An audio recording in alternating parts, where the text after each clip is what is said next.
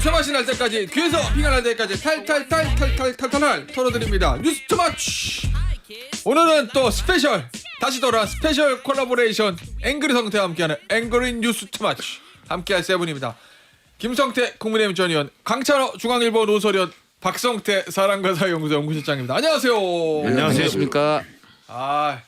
오늘 2025년 마지막 해예요. 예. 예. 마지막 날. 네. 뭐 특별한 소감이 좀 있으세요? 마지막 날? 의원님? 그렇죠. 2025년 돌아보면 참 객변의 시대 이런 말을 하면 다 누구나 하는 소리인데 예. 뭐 세상이 참 바뀌어도 한참 바뀌었고 예. 그런 가운데 또 국민들은 평정심을 찾고 열심히 사는 한 해죠. 예. 대한민국 저력을 가장 여실없이 보여준 한 해가 바로 올해다. 수출 7천억 불을 달성한 그런 세계 6번째 국가거든요. 예. 대한민국 국민이 위대한 거예요. 맞아요. 강찬호 소리원은 2025년 돌아보니까 어떠세요? 저는 어저께 정말 그 국민의힘에서 예. 김도읍 정책위 의장인가요? 이분이 예. 말씀하신 게 참 와닿더라고요. 어제 그 이분이 본인이 그 계엄에 대해서 예. 사과드리고 저희 잘못한 거 용서해달라고 얘기를 했지 않습니까? 언론에서는 그렇게 해석하더라고요. 최근에 이게 문제가 이미 뭐 12.3주년 지나갔고 이 캘린더 상으로 어떤 또 계기상으로 이분이 갑자기 이 말을 할 수 있는 뭐 해야 되는 어떤 상황이 없다. 근데 왜 이분이 이랬을까? 저는 그렇지만 분명히 있었다고 봐요. 그게 뭡니까? 바로 한 해의 마지막 날 사실상 그 시점에서 했잖아요. 해를 넘기기까지도 그 지도부 특히 장도혁 대표가 이 윤 어게인과 절연을 못하는 이런 양상이 돼서는 안 되겠다는 마음에 김도은 나선 거예요. 그러니까 잘해도 해야 되겠다. 제발 아무도 안 하니까. 2025년 안에 끝내자. 예. 2055년 지나고 나서까지 2026년 돼서까지도 또 윤 어게인 할 거냐, 윤 절연 문제 갖고서 지지를 끌 거냐, 개업에 대해서 이렇게 불분명하게 갈 거냐, 정말 나도 못 참겠다. 나라도 대신 사과하고 나라도 대신 절연 선언해야 되겠다. 예. 이런 거예요. 예, 저는 그래서 이게 지금 국민의힘 대부분 예. 심지어 친윤계 예. 오죽하면 윤핵관 핵심이었던 윤한홍 의원까지 뭐 엑스 묻은 이런 예. 개 얘기까지 나왔잖아요. 저는 올해 마지막 날 이제 어제 김도읍 위원까지 나왔으니까는 장 대표가 오늘 좀 이제 예. 오늘 좀 그야말로 쫑을 좀 냈으면 합니다. 예. 할 것 같아요? 아니 그렇게 그런 식으로 언론이나 한테 물어보시면 소용이 없는 게 예. 언론은 예. 이렇게 해야 된다고 제안을 하는 게 우리 언론의 소임입니다. 예. 예, 그렇습니다. 박 실장한테는 기회를 안 드리려고. 아 그래요? 예. 그럴 일이 있어 제가. 아니 김도훈 의원은 마지막에 드리려고 그냥 예. 클로징에. 예 알겠습니다. 깨갱 하고 있겠습니다. 그것만 반박하세요, 김도. 예. 제가 이틀 전에 만났거든요. 네. 김도훈 의원님. 네. 제일 합리적이고 사실 국민의힘 중진 그렇죠. 중에 제일 믿을만하시고 그런 분인데 당내 문제에 대해 너무 조용하다. 당내가 극우화되는데 더구나 주요 당직을 맡고 있으면서 제가 좀 얘기를 했거든요. 예. 좀 박해다 이런 걸 얘기하시라 그랬더니 김도훈 의원이 내가 박해 얘기는 안 하지 안엔 많이 얘기하고 있어 그러시더라고요. 근데 어제 이제 박해다 얘기를 하더라고요. 결국 박성태 실장 말을 이제 실천하신 거네. 아니 그 얘기 하려고 그랬습니다. 그 얘기 하려고 죄송합니다. 하는 거죠. 알겠습니다. 저 박성태 실장과 2025년 한 해와 소감 이런 거는 마지막에 클로징 때 제가 시간 많이 드릴게요. 그럴 아이고. 일이 있어요. 흥. 아까 7초 받기로 했습니다. 예. 흥. 왜 흥하는지는 아실 거예요. 아시는 분들은. 흥이다. 저기 이 연말에 터진 마지막 빅 이슈 이거부터 좀 정리해 볼게요. 아유. 이 김병기 더불어민주당 전 원내대표 어제 이제 원내대표직 사퇴했어요. 뭐 결정타는 역시 저 강선우 의원과의 녹취록 공개, 저 강서구 시의 시의원 서울시의원 공천 헌금 1억 의혹 요것 때문이라는 게 언론 대체적인 평가인데 일단 의원님 원내대표 해보셨잖아요. 일단 어제 사퇴 잘한 거예요. 원내대표도 했지만은 예. 저 정치 강서가 기반이 아니세요. 강서 아니십니까? 네. 아. 두 개가 겹쳐. 두 개가 다 겹쳐. 네. 그래서 이제 참 상당히 그 김병기 원내대표의 뭐 그런 낙마 사태 예. 이 부분은 뭐 너무나 당연한 기일이지만은 사실상 왜 저렇게 매를 벌고 정말 몰매를 맞으면서 몰매를 맞고 나도 며칠 지나면 이렇게 거뜬하게 회복되고 또 일상을 가져갈 수 있는 그런 몸매가 아니라 저거는 내가 볼 때는 반신불구가 될 정도의 몰매를 지금 맞은 겁니다. 예. 상황이 즉 그만큼 심각하고 악화됐다는 거예요. 예. 그 특히 마지막에 결정타를 날린 그 강선우 의원 맞아요. 공천 뒷돈 문제 이거는 본인도 문제지만은 강선우 의원은 이거는 잘못하면 제가 볼 때는 구속 될 그런 사안이에요. 그 얘기는 좀 이따 또 해볼게요. 네. 예. 자 그런 결정타를 맞고 결국은 이제 사퇴를 결심할 수밖에 없는 그런 상황이 있는데 예. 참 정치인들로서는 절대 제가 그 자꾸 하신 그 저 이상덕 전에 부의장 예. 이분이 하신 말이 절대 정치인은 아래 사람들하고 싸우지 마라. 그 아래 사람하고 싸우고 나면 결국은 중동거는 당시이다. 그러니까 이 보좌진들하고 예. 갈등과 반목이 생겼다 그러면 그걸 풀어주고 아우르고 추설해서 해결할 문제지. 예. 그걸 같이 맞대응해가지고 이런 것 때문에 결국 했다. 예. 그래서 이거는 김병기 원내대표 입장에서는 아무리 이제 용산 대통령실하고 그런 소통 라인이고 또 집권당 원내대표 같은 경우는요. 대한민국 권력 서열의 15위에서 17위예요. 그렇죠. 그 정도 중차대한 자리에 있습니다. 그렇다면은 공인 중에도 공인이지 않습니까? 벌써 이 공인이 이제 권력형 특혜 및 비위가 있고 또 가족 관련 그런 의혹이 생겼고 공천응감 논란이 발생하고 이러면은 이걸 그래도 원내대표 정도 하면은 이걸 어느 선상에서 자기가 결심을 해야 될 건지 예. 진작에 하는 건데 나는 이건 처음에 이거는 결심을 해야 될 사안인데 늦어도 너무 늦은 늦었다. 결정이에요. 그 박 실장은 국문학 예. 보고 사람과 사회를 연구하니까 예. 어제 이제 봤죠. 쭉 사퇴의 별. 예, 맞습니다. 이거를 보고 김병기 전 원내대표라는 사람을 연구해봤더니 어떻습니까? 뭐가 보이던가요? 일단 시시비비를 가리겠다라고 계속 얘기하잖아요. 예. 일단 본인의 제기된 의혹 중에 예를 들어 10개가 제기됐다면 제가 볼 때는 9개 정도는 시예요. 예. 맞는 의혹 제기라고 봅니다. 맞는 그런데 의혹 제기다? 예, 맞는 팩트다? 의혹 제기라고 보는데 예. 보통 이런 경우에 약간 본인이 힘이 있다고 생각하는 사람들은 아닌 비일에 꽂혀요. 이건 아닌데 왜 이걸 가지고 날 흔들어. 굳이 예. 사실은 10개 중에 9개 정도가 맞으면 그냥 사과하고 넘어갔으면 예. 또는 앞서 김성태 의원님이 말씀하신 대로 보좌관들과의 관계 회복을 시도했으면 예. 될 거를 예. 이것들이 감히 하다가 예. 사태가 이 지경까지 왔다. 몇 개 좀 사실관계 맞지 않는 몇 개에 꽂혔다. 뭐 그렇죠. 이런- 대부분 사실은 의혹 제기들 언론이 사실 의혹 제기들 할 때 예. 또는 누군가 의혹 제기를 할 때 가끔 과장되거나 아주 작은 부분에서 틀린 경우들이 있는 있죠. 경우들이 있습니다. 예. 근데 대부분의 권력자들은 거기에 꽂힙니다. 이건 아닌데. 근데 그건 사실 그냥 툭툭 털고 넘어가도 되는 거거든요. 예. 본질적인 부분을 봐야 되는데 본질적인 부분을 못 봤고 그걸 이 본질적인 부분에 대해서는 김병기 의원은 처신이라고 했지만 물론 몇 가지는 처신일 수도 있지만 예. 강선 의원 녹취가 나온 다음에는 이건 불법으로 넘어가서 이제 걸림돌 수준이 아닌 단계까지 돼버렸다. 진즉 해결할 수 있는 걸 사실 너무 본인이 어떤 좀 뭐 일종의 그것도 거만함이라고 봐요. 예. 감이라는 게 들어간 거죠. 그래 한번 해봐. 그러다가 지금 이 지경까지 왔다고 봅니다. 알겠습니다. 자, 근데 이제 사퇴를 했어요. 네. 근데 문제는 이게 좀 간단한 문제는 아닌 게 새 원내대표를 선출하긴 하겠지만 그렇죠. 오늘 보니까 이제 당청 관계 분수령 뭐 네. 조간신문도 보니까 예. 거기다가 김병기 원내대표가 좀 야당이랑도 좀 협상파고 그럼요. 중재를 많이 했는데 빠지면 당청 관계도 어떻게 될지 모르겠다. 네. 강경파가 득세하는 거 아니냐라는 이제 분석 기자들이 있던데 맞아요 이거? 그렇죠. 지금 1월 12일 그래서 지금 보궐선거판이 커졌어요. 예. 1월 11일 날 원내대표 지금 보선까지 해야 되는 상황 됐잖아요. 그렇지 않아도 지금 최고위원 3명 이걸 놓고도 벌써 그 내란 수준, 내전 수준의 그 분쟁은 격화돼 있는 거거든요. 예. 거기에 친청 후보로 나온 이성윤 의원 이분 뭐라 그랬어요? 지금 거기 그 지금 보궐선거 나온 분들이 크게 보면은 친명 후보 3명, 친청 후보 2명이잖아요. 그 친청 후보의 대표적인 이제 인물이 이성윤 의원입니다. 그 문재인의 황태자라고 했던 이 검찰 출신 이성윤. 뭐라 그랬습니까? 정청래 흔드는 자는 내란 세력. 그럼 정청래 흔들거는 정청래 안티가 친명인데 친명이 내란 세력이란 말입니까? 그 저 민주당이 그렇게 증오하는 윤석열 세력하고 같은 그러한 사람들이란 말입니까? 이런 수준의 말을 어떻게 당내 경선에 선의의 경쟁을 한다는 당내 경선에서 이런 말이 나와요. 이거 자체가 이미 내전 수준으로 격화됐다는 얘기인데 여기에 지금 아까 말한 대로 굉장히 중요한 얘기예요. 정청래 대표가 당내 강경파 개딸들을 업고서 굉장히 비현실적이고 극단적인 어떤 정책들을 막 추진할 때 김병기 원내대표가 제동을 좀 걸었어요. 예. 그랬었는데 이제 그 제동을 걸고 또 청와대 뜻을 이제 받아가지고 입법에 좀 반영할 수 있는 중요한 길목이 사라져버린 겁니다.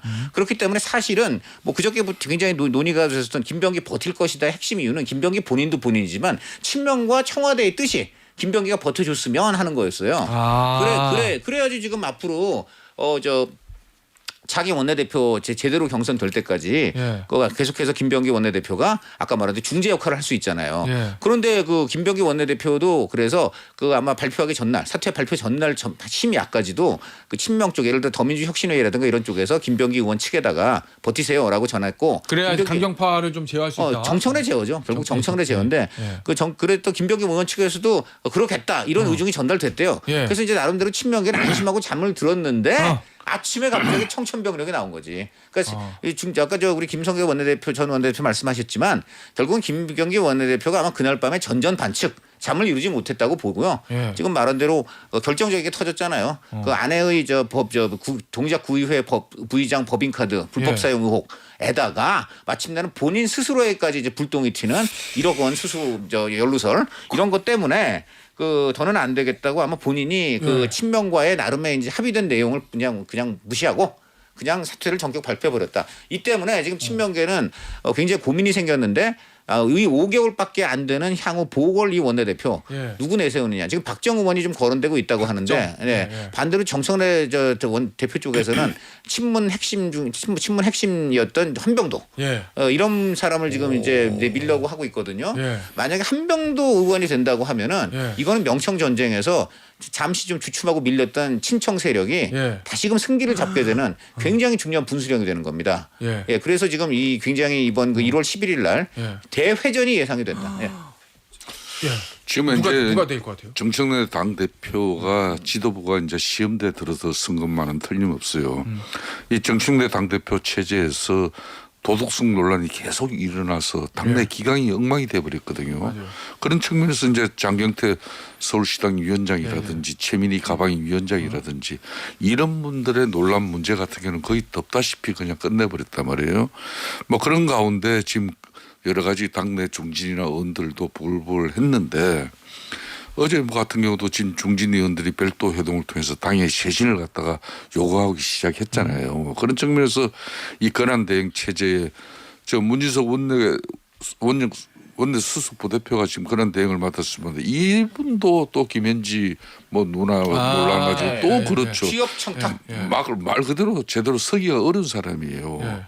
그렇기 때문에 이 원내대표 리더십이 상당히 큰 문제인데 이게 결론은 모든 건 당 대표의 이제 지도력의 시험으로 가는 거죠. 그런 측면에서 정청래 대표는 이제 이런 논란을 갖다 빨리 불시기 위해서 조기 선거로 지금 가는 거 아니겠습니까? 예.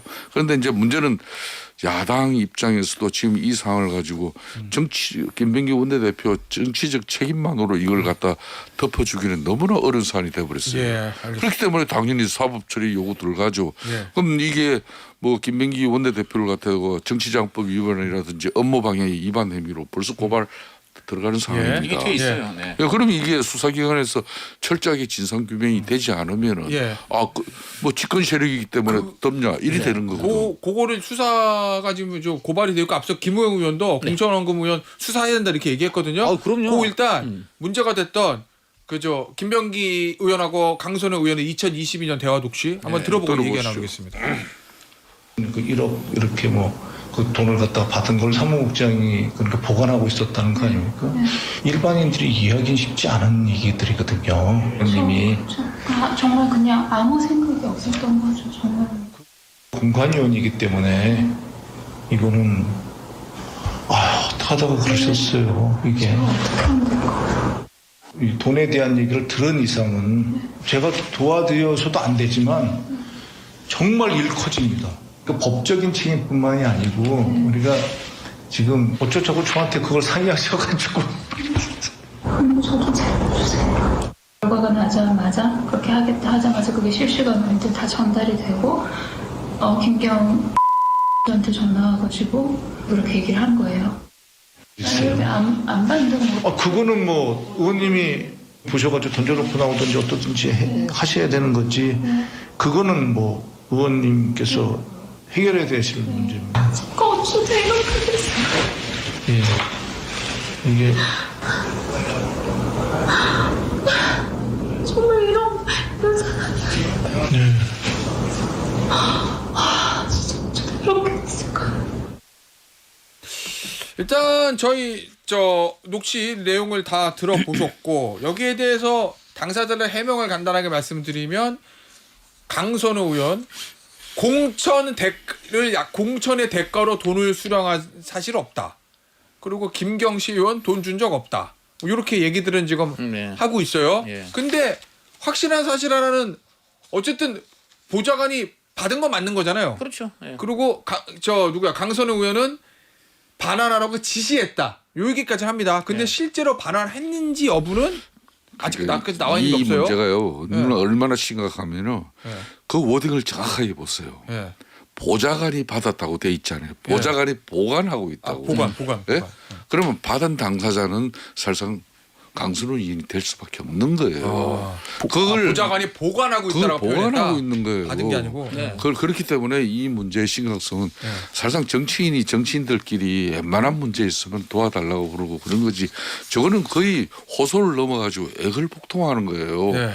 나 당신 안 도와주면은 나 죽는 상황으로 지금 이제 막장에 와 있다. 그래서 저거 포인트는 뭐냐면 제발 저 김경 공천에 달라는 얘기예요. 그 얘기죠. 그래서 그래요? 네, 그거죠.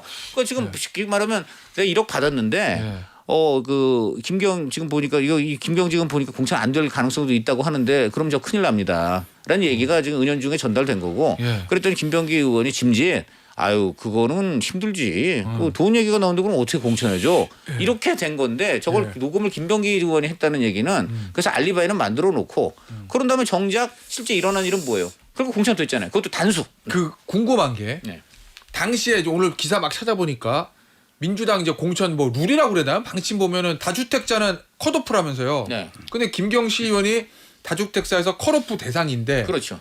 근데 이 공천 발표 전날 강선우 의원하고 김병기 의원 네, 공관이 공관이 도와주세요 간사. 하는 이날 예. 그 다음 날 김경시 의원의 단수 공천됐잖아요. 그렇죠. 그렇죠. 그러니까 이렇게 된 예, 거예요. 이거 그게 이제 2022년 이제 4월 21일 날 예. 김병기 위원장이 서울시당 공천관리위원회 간사예요. 간사면 공관이 이제 간사라는 게 중요하죠. 사실상 이제 모든 공천 관련 실질적으로 책임자예요.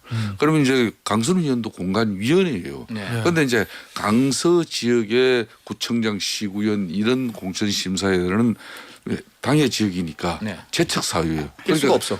그 회의는 참석을 못하는 거예요. 본인도 그렇게 얘기는 심사에는. 했어요. 예. 그러니까 이제 그런 사이에 이 김경희 시연 이제 후보자들 이 사람이 이제 다주택자사 쉽게 말하면 주택 투기 내지는 이런 정도의 뭐 집장사 개념이에요. 그래가지고 이거는 맞지 않다.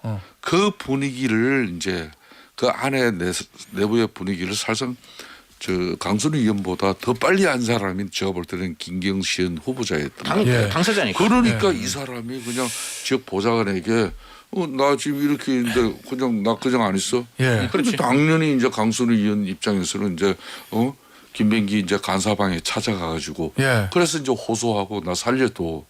그래서 살려달라 그러니까 그 김병기 원내대표는 녹취를 하면서 자기 명분은 다 쌓아요. 이건 뭐 또 사실상 그렇게까지 이야기할 사람은 없습니다. 저런 경우에도. 그런데 그런 내용을 다 정리해놓고 결국은 그 뒷날 이 사람이 공천에서 배제됐으면은 김병기 원내대표 입장에서는 저 사람 참 대단하게 저렇게 동료 의원들의 저런 간절한 호소를 갖다 차버리면서도 공천의 원칙을 제대로 지켜냈네. 이렇게 좋은 평가를 받겠지만은 그 뒷날 이 사람이 단수 공천됐기 때문에 김병기 원내대표가 어제 결정타를 맞은 게 바로 그 이유예요. 자, 이게 뭐, 박 실장 2개 질문 궁금한 거. 첫째.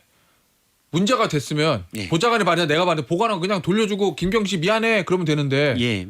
그걸 왜 그냥 바로 안 돌려주고 와서 저 좀 살려주세요 했는지 하나. 예. 두 번째 어제 SBS 보도한 녹취를 보면 김병기 의원은 그렇게 얘기하거든요. 컷오프를 갖다가 유지를 하셔야 됩니다.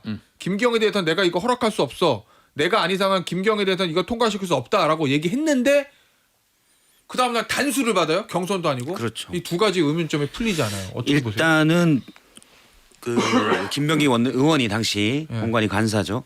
얘기를 하잖아요. 그냥 갖다 돌려주고 된다. 던져놓고 와라라고 하는데 계속 살려달라고 하는데 맥락상 이 부분 중심이 되는 문장이 하나가 있습니다. 뭐냐면 딱 결과 나자마자 그렇게 하겠다 하자마자 그게 실시간으로 다 전달이 되고 김경희 보좌관한테 전화 와가지고 그렇게 얘기를 한 거예요. 이거 이제 녹취에 구체적인 무슨 내용인지는 빠졌지만 이걸 추정컨대는 일단 컷오프가 유지된 상태잖아요. 다주택자로 유지된 상태라는 입장이 밝혀지자 아마 추정컨대 김경희 의원이 해당 보좌관한테 전화해서 니네 돈 받고 어떻게 이럴 수가 있냐. 내가 돈 받았다는 건 다 터트리겠다. 이렇게 얘기를 했을 가능성이 있는 거죠. 그래서 살려달라. 그렇죠. 물론 이제 돌려주고 끝낼 수 있는 상황이 아니다. 네. 물론 돌려주고 끝낼 수도 있지 않을까라는 생각도 해요. 그거는 네. 좀 더 만들면 정황을 만들면 몰랐다거나 당신이 던져놓고 간 거 아니냐. 그러고 돌려놓고 끝내도 되는데 뭐 돈에 대한 욕심이 있었을 수도 있고 어쨌든 여기에서 그 강선 의원이 얘기하고 있는 거는 이 돈을 돌려줄 수가 없는 상황이 이미 돼버렸습니다. 그러니 저를 좀 살려주세요. 살려주세요는 김경호 의원 좀 공천 좀 해주세요라는 네. 얘기죠. 결과적으로는 살려줬잖아요. 네. 그렇기 때문에 이거는 김병기 당시 간사가 묵인할 수가 없다라고 했지만 묵인이 된 거라고 봐야죠. 그럼 어떻게 살았지 갑자기 하루 만에? 그게 그러니까 궁금해요. 그거는 녹취에 빠져 있지만 이거는 어쨌든 김병기 의원 측에서 녹취한 걸로 보이기 때문에 예. 그 부분은 녹취나 여러 가지가 빠져 있지만 예. 이 다음 단계에 살려주는 과정이 있었을 것이라고 추측하는 게 합리적이죠. 결과적으로 살려줬잖아요. 그러니까 네. 어떻게 살려주게 됐는지 네. 그건 수사의 영역인가요? 그거는 광고 듣고 이야기 좀 당연히 해보겠습니다. 수사 받아야 되죠. 광고 듣고 들어올까요? 자 뉴스 즈마치 3부를 계속 진행을 해볼 건데 2부 말미에 박 실장 멘트가 끊겼어요. 내가 궁금한 건 두 가지. 예. 왜 저 두 개였죠? 왜 강선우 의원은 그냥 돌려주고 끝내면 되지 와서 눈물에 호소를 했는가? 두 번째 공천 안 줄 것 같더니 어떻게 받았는가 하루 만에 요거. 그러니까요. 앞에 말씀을 드렸지만 일단 김경원이 강하게 협박했을 가능성. 예? 내가 왜 이렇게 됐을까라고 울먹거리잖아요. 근데 이런 사람이 아닌데 그거는 본인이 탐욕을 부리다가 이런 사람의 처지에 빠졌다라는 거죠. 그렇죠. 그거는 돈을 받았고 그러다가 협박까지 받았다는 거예요. 근데 여기서 최고의 솔루션은 모른 척하고 돌려주면 돼요. 예. 그런데 그걸 안 했다라는 건 그 마음 깊은 곳엔 뭐 돈 받고 싶은 마음도 있지 않을까라는 추정을 해보고 추정 건 예. 그 어쨌든 이제 협박을 받았다고 보는 게 맞는 거고 너 이거 공천 안 되면 다 터트리겠다. 그랬을 가능성이 높다라고 생각을 하고 두 번째는 여기 녹취까지지만 이 다음에 있는 일이 있겠죠. 그건 녹취가 안 됐거나 또 다른 누군가가 녹취했거나 또 다른 누군가. 아 이건 뭐 상상입니다. 녹취가 너무 일반화되니까. 예. 근데 그거는 일단 묵인하면 안 된다고 했던 김병기 의원이 마음을 돌려먹는 과정이 있겠죠. 그러면 그게 이렇게 합시다라고. 예. 그것 때문에 김병기 의원도 상당히 위험해질 수 있을 것 같습니다. 앞서 이제 뭐 업무 방해가 될 수도 있다라고 했는데 분명히 잘못된 건 알면서도 단수 공천까지 줬기 때문에 예. 김병기 의원도 상당히 위험해요. 알겠습니다. 일단 뭐 앞서 김우영 의원도 이거 수사 받아야 된다고 했으니까 수사가 진행이 될 것 같고, 예, 저 지켜보시면 되고 아, 할 게 저- 많아가지고 이해훈 의원 하려고. 저 고전은 한 가지만 하면은 지금 이 충격적인 게 그러지 않아도 동작을 비롯해서 예. 지방 선거 때 공천 헌금 수수 얘기가 많이 나왔어요. 김병기 의원 본인도 아시다시피 작년 총선 때 같이 동작을 그 지역구로 반분하고 있는 이수진 당시 의원이 예. 그 동작구 의회 시의원들이 김병기 의원한테 공천 헌금 줬다가 돌려받는 등 문제가 있었다고 주장을 했지 않습니까? 그러니까 벌써 이런 김병기 의원은 이런 거에서도 자유롭지가 않은 데다가 예. 이 김경호 의원 부분도 결국은 저 전화는 저렇게 했지만 그 이후에 결국 단수 공천을 시킨 책임을 예. 지금 면할 수 없기 때문에 굉장히 그렇고 제가 듣기로 이렇습니다. 구의원이 수천만 원대 지금 시의원이 1억 원대. 소문이니까. 제가 이거 예, 김병기 의원 얘기하는 거 아니에요. 지금 예. 무슨 얘기하면 지방선거 때 지금 놔두는 얘기가 일반적으로 그래요. 알겠습니다. 구의원 수천만 원, 시의원 1억 원대 그리고 구청장은 놀랍게도 5억 원에서 8억 원대. 근데 그렇게 지금 제가 저 선거판에서 예. 실제로 공천판에서 들은 얘기입니다. 예. 알- 이런 헌금이 돌아다닌다는 얘기가 있어요. 근데 이거 이번 기회에 다 수사해야 됩니다. 알겠습니다. 자 이해훈 기획예산처인가요? 기획예산처 장관 후보자 이야기를 해보겠습니다. 어제 사과했어요. 당파성에 매몰된 당파성에 매몰된 사안의 본질과 국가 공동체가 처한 위기의 실체를 놓쳤으면 오늘 솔직하게 고백한다. 내가 1년 동안 했던 거는 다 잘못된 것이었어라고 이제 사과를 하고 그리고 저 대통령은 이제 또 지원 사격을 했습니다. 파란 사람들만 정확히 뭐였지? 예. 요거 파란색을 좋아하는 사람의 권한을 가진다고 빨간색의 공동체의 자격을 상실하지 않는다 이렇게 얘기했거든요. 일단 그러니까 이거 이번 어떻게 인사 같은 경우는 이 인사를 통해서 이제 중도 신륜과 배신이라는 이런 상반된 프레임이 충돌하는 그런 과정이 되어버렸어요. 그렇기 때문에 양 진영에 모두 다 복잡한 과제가 되어버렸습니다. 그러니까 뭐 이게 민주당 입장에서는 이제 대통령이 당평 인사라고 하지만은 예. 자신들의 정체성과 맞지 않는 또 더군다나 지금 집권 세력이 뭐 민주당이 1년 동안 존재한 이유는 내란 세력 척결이라는 그런 내란몰이 정치로 연명을 했어요. 1년 동안. 그런 상황에서 다시 그러면은 그 중심에 보수 우파 진영에서는 가장 강력한 목소리를 내고 대응을 했던 그런 선수를 예. 이재명 대통령이 당정 간에 아무런 교감 없이 더군다나 이게 이재명 대통령 이번 인사가 정치적으로 진짜 제대로 된 평가를 받으려면은 보통 이런 인사를 할 때는 대통령이 한 두 가지 상황에 처했을 때 가능해요.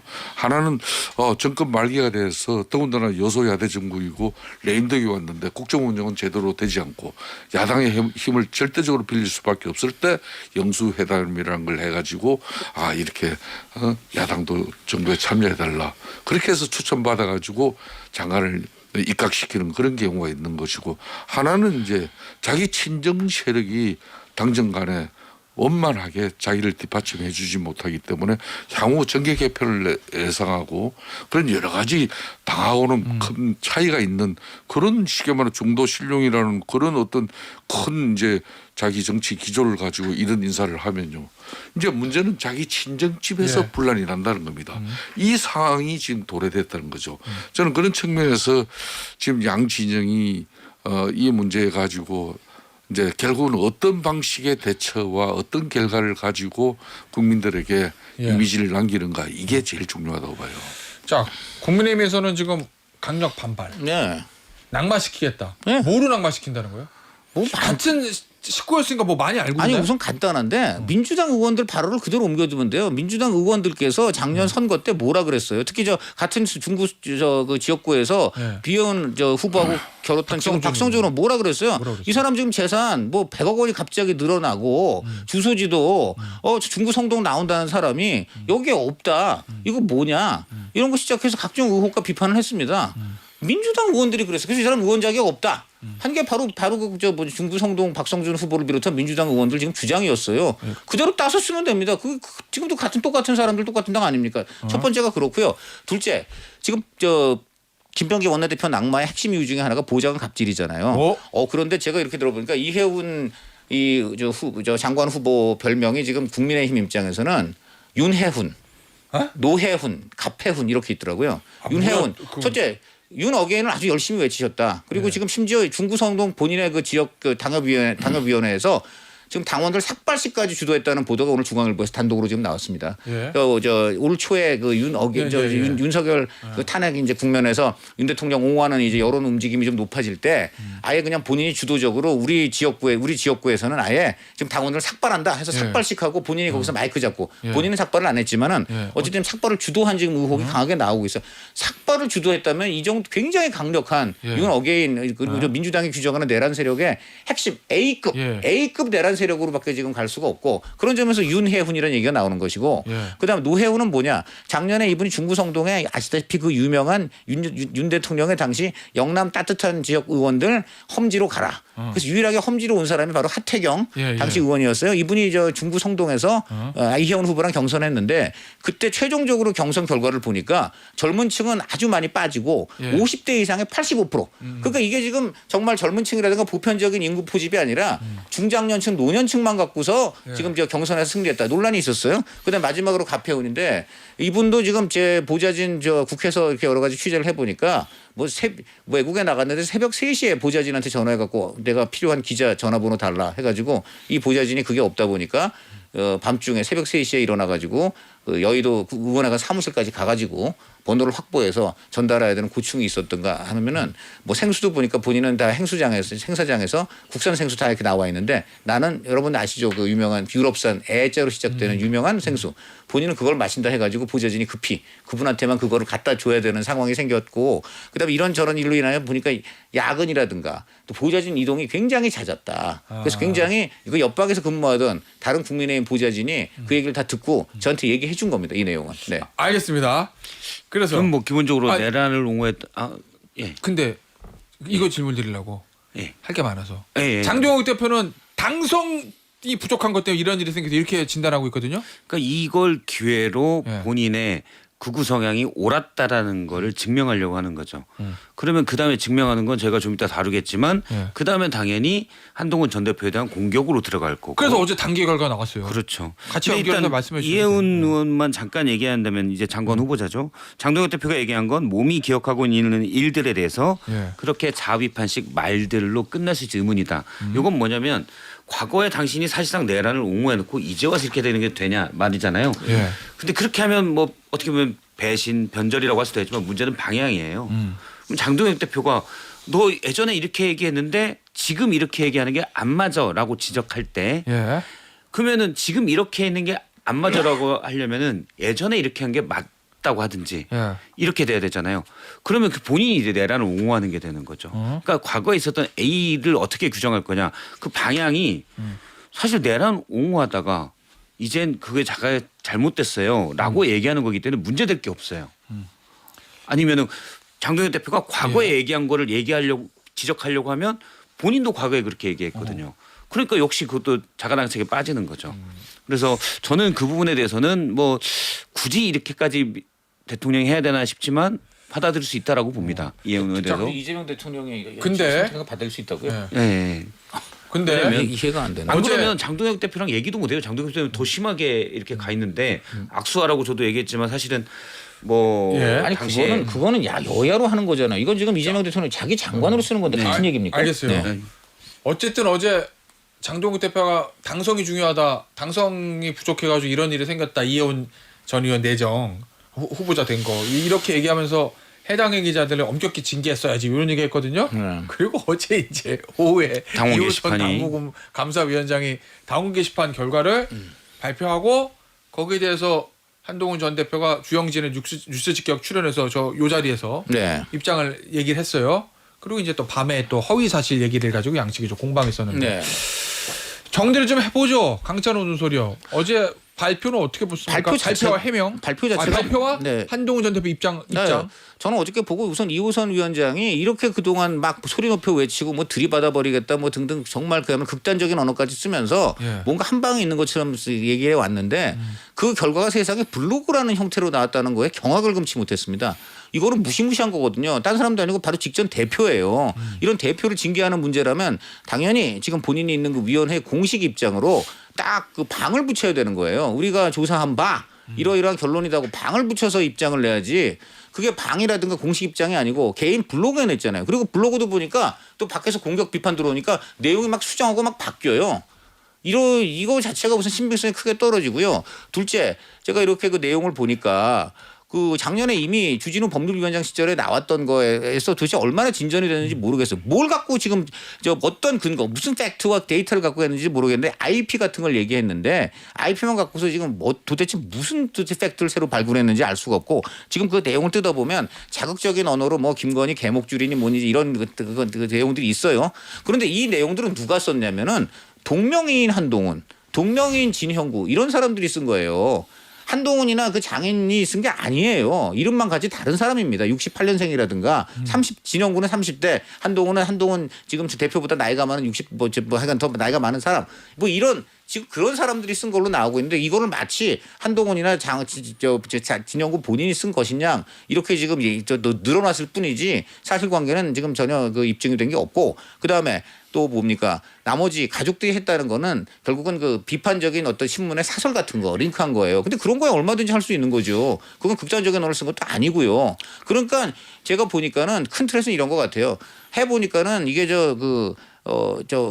트집 잡을 게 그렇게 크지 않다 보니까 이걸 공식 입장으로 내지 못하고 블로그라는 형태를 냈고 두 번째 김종혁 전 최고위원한테는 뭐라고 했습니까? 징역 당원권 이른바 당원권 2년 구형을 때렸잖아요. 예. 근데 뭐 이분한테 이 한동훈한테는 이 문제가 있다. 뭐 본인이 관리의 책임에 문제가 있다. 이런 얘기만 하지. 그래서 어떻게 하겠다는 건데 하니까 그냥 윤리위원회 넘기겠다고만 돼 있잖아요. 예. 이것 자체가 말이 안 되죠. 왜 그저 김종혁한테는 명확하게 구형을 때리면서 이거는 뭐 죄가 있다라고 하는 주장만 하지 구형을 못 합니까?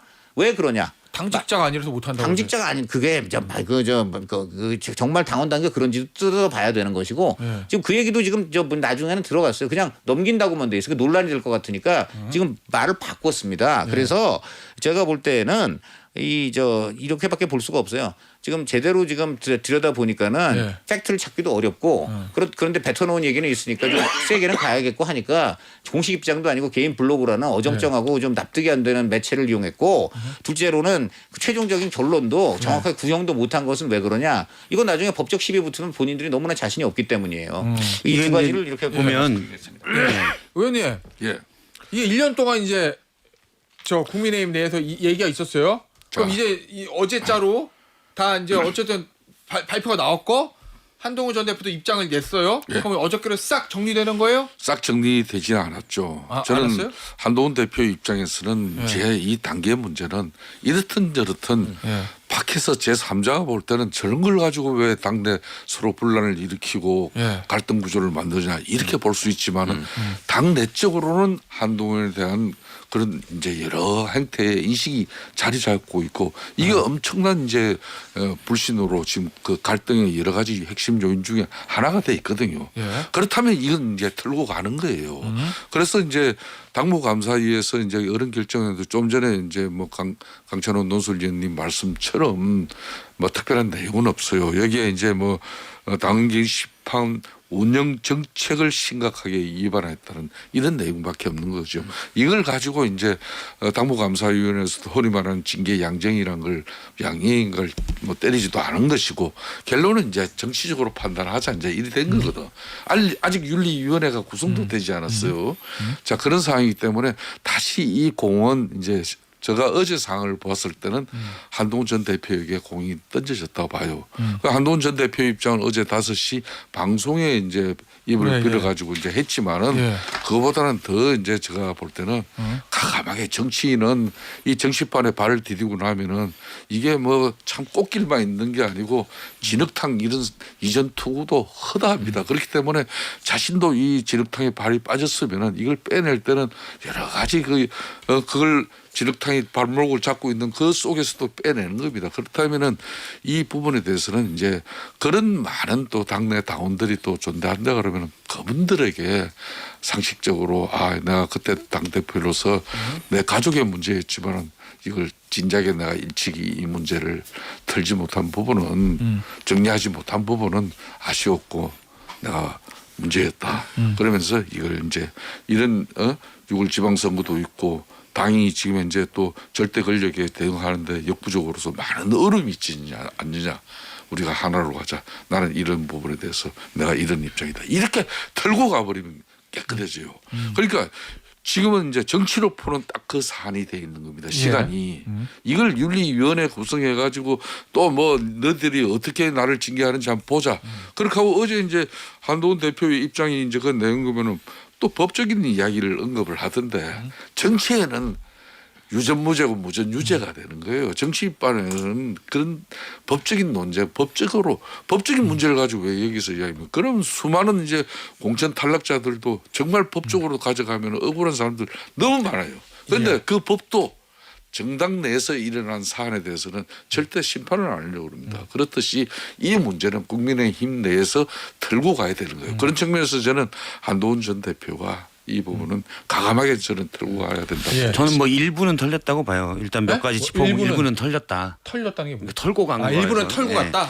일단은 어제 첫 번째 당무감사의 발표가 여론조작 정황이라고 그랬거든요. 1,400개의 글이 2개 IP했다. 근데 이거는 비유하자면 우리 초코파이 사건 있죠. 초코파이 사건 결국 무죄 나왔습니다. 이거는 그냥 샌드에 크림 정도 바른 거예요. 하루에 수천 개 올라오는 그래서 그렇죠. 2-3개 글 가지고 여론 조작이라고 규정할 수 있냐. 예. 이것부터가 전제가 잘못된 거라고 봐요. 그렇기 때문에 일단 당무에 그건 틀린 거고 두 번째로는 제가 계속 이 문제를 지적할 때는 미스테리한 쟁점이 있으면 안 된다. 누가 썼냐 과연. 이게 계속 남아 있었거든요. 근데 한동훈 전 대표가 어제 우리 가족이 쓴 걸 확인했습니다라고 하면서 이 미스터리 쟁점이 풀렸어요. 네. 그렇기 때문에 저는 어느 정도 이게 털고 가는 거다라고 보고 다만 김성태 원내대표님 말씀대로 한동훈 전 대표가 그럼에도 불구하고 저와 제 가족의 일로 무리가 되고 논란이 됐던 점은 사과드립니다. 요 정도 멘트. 예. 이거는 법적인 문제가 아니거든요. 그런 게 없었다는 점은 좀 아쉽고요. 또 하나 미스테리 쟁점이 한동훈 전 대표는 풀렸다고 하는데 그다음 미스테리가 장동혁 대표에게 넘어갔어요. 예. 내가 이미 이 사실을 장동혁 대표 다 얘기했다. 작년에 작년에 얘기했다고 하잖아요. 그럼 장동혁 대표는 다 알고 있었잖아요. 예. 한동훈 대표가 우리 가족이 쓴 걸 확인했다. 하지만 이런 건 없고 그냥 링크 몇 개 올린 거라고 한다. 그럼 장동혁 대표가 진즉 얘기할 수 있는 거예요. 그럼 이제 그다음 미스테리는 장동혁 대표에 갑니다. 당신은 왜 입을 닫고 있었는지. 왜 그러면 그때와 지금의 입장이 바뀐 건지. 이렇게 갈 수 있는 거라고 봐요. 가장 큰 거는 예. 민주당으로서는 제가 볼 땐 지난 6개월간 최악의 사건이 터졌는데 이때 이런 걸 터트리는 장동혁 대표 또 당무위의 정무적 감각입니다.